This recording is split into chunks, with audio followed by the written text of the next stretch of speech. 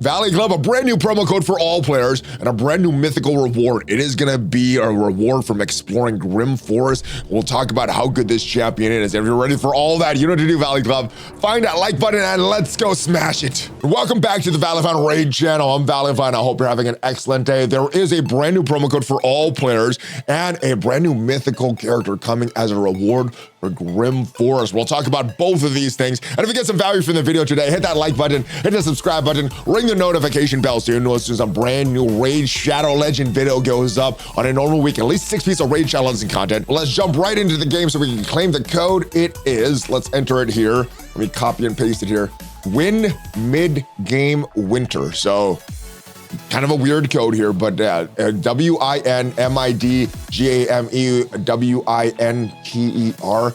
Claim that, and let's go see what it is for. Let's go in our inbox and see what it's for. Let's close this, and it is for 2 of these 50 multi-battle attempts. We have some brews, 30 brews. We have 200,000 silver and 100 energy. So good stuff there. Not like some super game-breaking stuff, but free stuff is free stuff, guys, so make sure you claim that. Before we get into the discussion of the new mythical character, I do want to remind you that it's a great time to start playing Raid Shadow Legends. Use that QR code up there or the link in the description. You will get a triple legendary, triple epic start. You'll start off with Narma, the Return. She is a great poison damage healer. She goes very well with a login champ, the Xenomorph that you get for free after logging in for 7 days. And as soon as you're done with your tutorial, have Narma in your account, enter one of these codes to get another legendary champ for free. Now, I would recommend using the Desert Queen code for Tuhanarak. She has some great synergy with both Narma and the Xenomorph. But Monkey King is a great PvP champ as well. So it really depends what direction you want to take your initial account. You can choose any one of those legendaries. And then as you continue to level up your account, you'll get some great epic champs in your account as well. Uugo, Tagoar, Alure, all great champs to help you progress your account. All right, but it was just announced a new mythical champ coming to Raid Shadow Legends, Anaxia, the Reborn from the Grim Forest. Hey folks, allow me to introduce you to the brand new mythical champ, Anaxia the Reborn. You'll be able to obtain from exploring Grim Forest from the faction Lizardman, mythical champ, defense/HP based champ, and affinity is a spirit-based affinity. So Anaxia's base form focused on sustain control. She acts as a sturdy tank with increased stats, keeping enemies in line through active and passive provokes, all while keeping your team going, healing allies and placing shields throughout the fight. Her alternate form shifts into a damage dealer, allowing her to passively join ally attacks, transforming her every third attack into an AoE. Anaxia is a flexible champ who can anchor your team or shift into a more aggressive role depending on what the situation calls for. So pretty excited about this champ. I just unlocked my first mythical champ in Lady Mikage just a few weeks ago. So let's make this a little bigger so we can see what this kit is all about. So the A1 Thirsting Sword will attack one enemy. It's also going to heal all allies by 5% of their max health. Heals all allies by additional 5% of their max HP of this champion. Attacks a target under a leech debuff. So some healing there. AoE healing on the A1, I like that. Next move, the A2 Death Plunge, 3-turn cooldown. And it's gonna attack all enemies, heals all allies by 15% of this champ's max HP. The value of the heal increases by 5% for each leech debuff on the enemy team. If this champ receives a surplus heal, place a shield buff on that champion for 2 turns. The value of the shield is equal to the amount of the surplus heal received by 30% of this champion's max HP. So the A1 heals based on the target's max HP. The A2 will heal based on Anaxia's max HP. So it's good to have her, and that's a good one. That's a good one because you're probably gonna have a lot of max HP for this champ, and it's probably gonna be a bigger heal with this A2. Also getting that shield is great as well for sustainability. The A3 attacks all enemies. That is where the leech debuff comes. It is going to be placed for 2 turns, and a provoke debuff for 1 turn on all enemies. Also a counterattack on this champ for 2 turns, so very strong. We got the Metamorph skill that all the mythicals have, and the passive.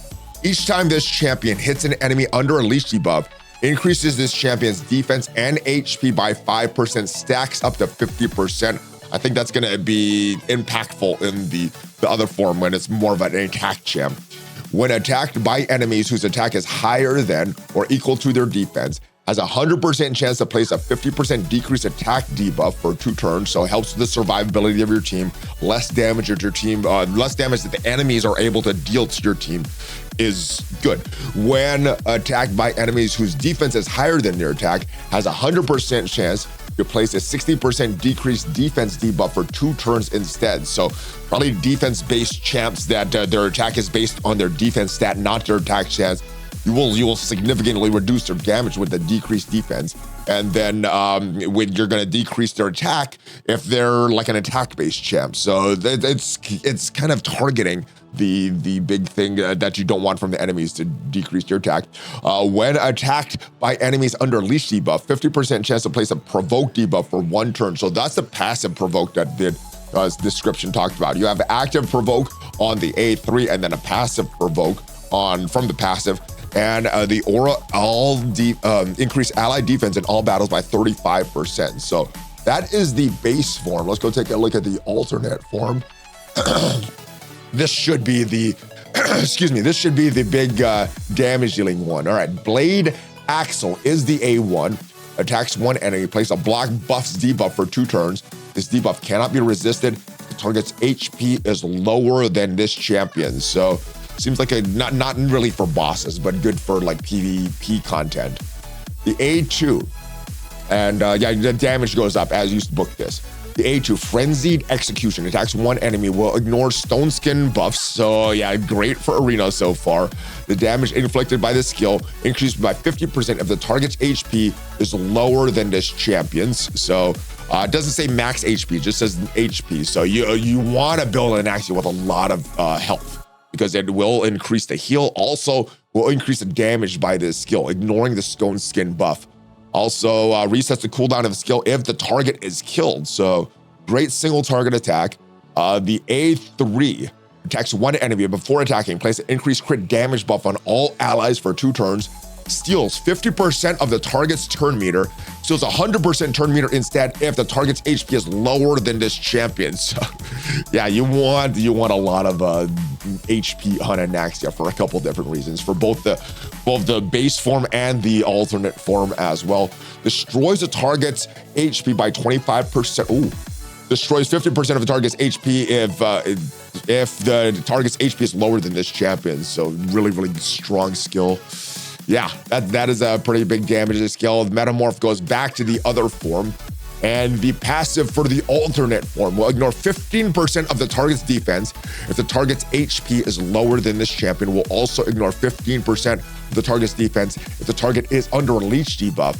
Every 3rd skill of this champion uses will attack all enemies instead. So all of these are single target attacks, but every 3rd time it goes into AoE attack. I like that. Kind of like a Sanguine Maria type effect, where I guess you gotta count the turns of this character. I guess you could see it very visually, right? 1 target versus all the targets, and you could keep counting 3 turns after that. So an interesting skill, interesting thing. I would like to get this champion. Hopefully it's not too hard to attain, but because it's a mythical, probably like end game type of content. So maybe a few years before I obtain this champion. This champion joins every 3rd attacking skill used by allies. Ooh, okay. So yeah, a lot of counting between this champ and Sanguine Maria. And yeah, this champion will use their default skill when joining attack with this skill. And again, the default skill is a single target attack. Place a block buff debuff on the enemy. So yeah, very, very good. And it cannot be resisted if the target HP is lower. The aura is still the same. It increases ally defense in all battles by 35%. So let me know what you think of this. Anaxia, the Reborn. Like I said, it's probably going to be a long time before I get this champion, since I'm probably, I would consider myself more like in the early mid game or maybe late early game. But yeah, it's going to be a while for me. I think it's a late game champ. But let me know, how excited are you for this chapter? It does look like a reward for Grim Forest. The things from Grim Forest look pretty good so far, in my opinion. The relics and some of that new pieces of gear as well looks pretty good. So hopefully you did get some value from this video. Let me know what you think of all that stuff. Hopefully you got to claim that promo code. And of course, if you do want to start up that new raid challenge, you can use that QR code up there. And I'll see you guys next time. Have a great rest of your day, guys. Thanks for watching. Hulkfest Bump. ValleyFlyin out.